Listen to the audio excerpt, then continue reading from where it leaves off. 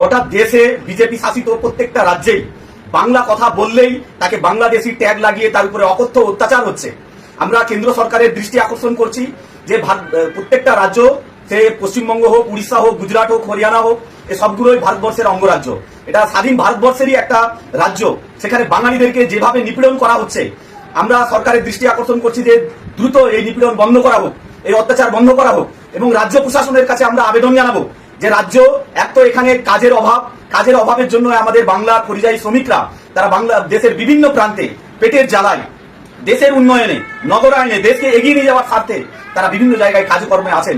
গতকালকে পূর্ব মেদিনীপুর জেলার নন্দকুমার থানা শীতলপুর গ্রামে শেখ রবিউল সাহেবের ছেলে শেখ মুস্তফা উড়িষ্যাতে তার বন্ধুকে বাড়ি ফেরানোর উদ্দেশ্যে উড়িষ্যার বড়গড় স্টেশনে দাঁড়িয়েছিলেন। বাংলায় কথাবার্তা চলছিল।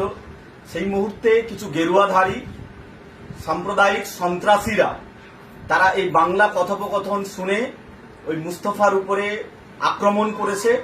আপনারা সোশ্যাল মিডিয়ায় দেখেছেন। সেই আক্রমণের ফলে গুরুতর আহত অবস্থায় সেখানে অজ্ঞান অবস্থায় পড়েছিল, আবার তাকে হাসপাতালে নিয়ে যাওয়া হয়।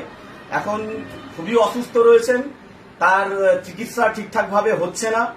আমরা ওয়েলফেয়ার পার্টি অফ ইন্ডিয়ার পক্ষ থেকে মুস্তফা ভাইয়ের বাড়িতে আমরা এসেছি সমবেদনা জানানোর জন্য।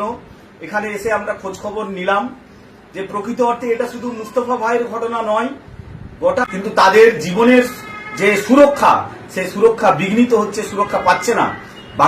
বাংলার মুখ্যমন্ত্রীর কাছে আমরা আবেদন জানাবো, এই যে ঘটনা ঘটেছে এই ঘটনার জন্য পশ্চিমবঙ্গ সরকার উদ্যোগ নিয়ে এই ঘটনার তদন্ত করুক, উড়িষ্যা রাজ্য প্রশাসনের কাছে চাপ সৃষ্টি করুক, যারা দোষী তাদেরকে ধরা হোক, গ্রেপ্তার করা হোক এবং তাদেরকে দৃষ্টান্তমূলক শাস্তি দেওয়া হোক। শুধু তাই নয়, মুস্তফা ভাই যাতে দ্রুত সুস্থ হয় তার জন্য সমস্ত রকমের যে সহযোগিতা, রাজ্য প্রশাসন যেন সমস্ত রকমের সহযোগিতা করেন। আমরা এখান থেকেই আজকে উৎকল ভবনে যাচ্ছি, উড়িষ্যা ভবনে যাচ্ছি। সেখানে গিয়েও আমরা আমাদের দাবি দাওয়া রাখবো।